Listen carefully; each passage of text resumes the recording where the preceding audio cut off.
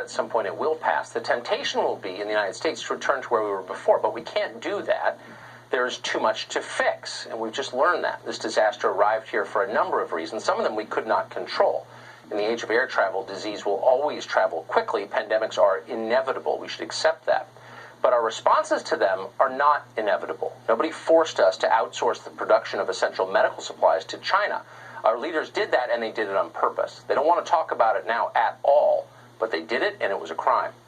When the country is well enough to function normally, we're going to have to change that immediately for our own sake and for the sake of our children.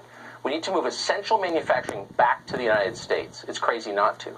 More broadly, we'll need to start treating China like the dangerous Cold War-level adversary it has clearly become. Don't let them lie to you. This crisis began in China, and that's significant. Whether the coronavirus escaped from a bio-research lab, as independent Chinese scientists have claimed, or arose in a filthy street market selling wild animals for food. Either way, China's third-world health practices played a central role in this disaster. The virus grew to a pandemic, tried to warn the public about it. Even now, the Chinese government is determined to crush any unsanctioned reporting from the country. Today, Beijing announced it's revoking the press credentials for reporters from the biggest American newspapers. They don't want us to see what they're doing there. And at the same time, they're threatening us. One state-backed media outlet explained that China may cut off our supply of pharmaceuticals. That would kill Americans. China is an imminent threat to the United States. One of the few upsides of this pandemic is we can now see that clearly, because it is clear. But some of us can't see it. Amazingly, our ruling class is taking China's side.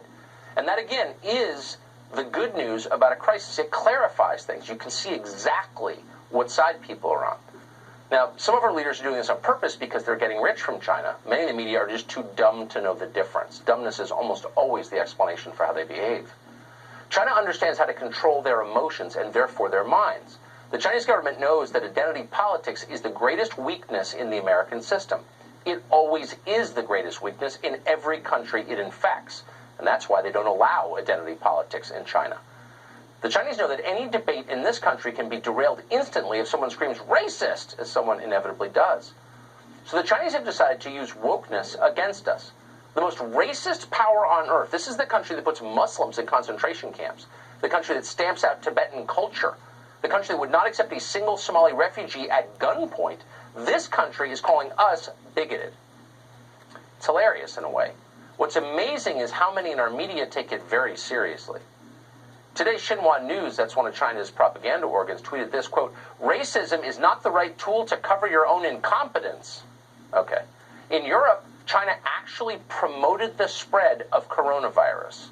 In early February of this year, China Global Television Network released a video entitled, "Italian Residents Hug Chinese People to Encourage Them in Coronavirus Fight." The video featured a young Chinese man wearing a face mask soliciting hugs from passers-by. A month later, that video doesn't look quite as heartwarming. More recently, the same Chinese network tweeted this, quote, "Shall we call H1N1 American flu? No, we'd rather focus on saving lives," said the country that lied about the pandemic. By the way, in point of fact, the 2009 H1N1 outbreak began in Mexico, not the United States. Meanwhile, China's ambassadors are already spreading the lie that the Wuhan virus originated here in America, maybe created in a lab by the Pentagon. Don't be shocked if at least one American media outlet promotes that idea. Many of them are already parroting the rest of the Chinese Communist Party line. A week ago, aging propagandist David Frum of The Atlantic suggested calling the coronavirus, quote, "the Trump plague," instead of the Wuhan virus. Today, NBC News sent a tweet suggesting the president's use of the phrase Chinese virus was, quote, both inaccurate and harmful in tying racist associations between the virus and those from China. Another statement written by morons in our news media. How is it inaccurate to call a virus from China Chinese? The president, to his credit, does not seem intimidated. China and others have criticized you for using the phrase Chinese virus. How do you feel about that? Are you going to continue using that phrase? Well, China was putting out information which was false, that our military gave this to them. That was false. And rather than having an argument, I said, I have to call it where it came from. It did come from China. Critics say using that phrase creates a stigma. No, I don't think so. No, I think saying that our military gave it to them creates a stigma. Good for him. That was Trump at his very best.